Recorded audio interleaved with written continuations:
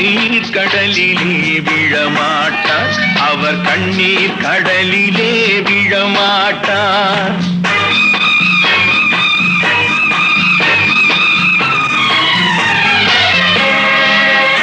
நான் ஆணையிட்டால் அது நடந்து விட்டால் இங்கு ஏழைகள் வேதனை படமாட்டார்.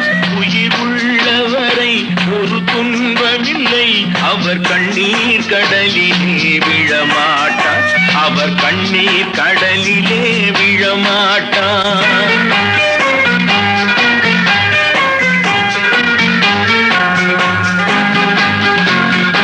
ஒரு தவறு செய்தால் அதை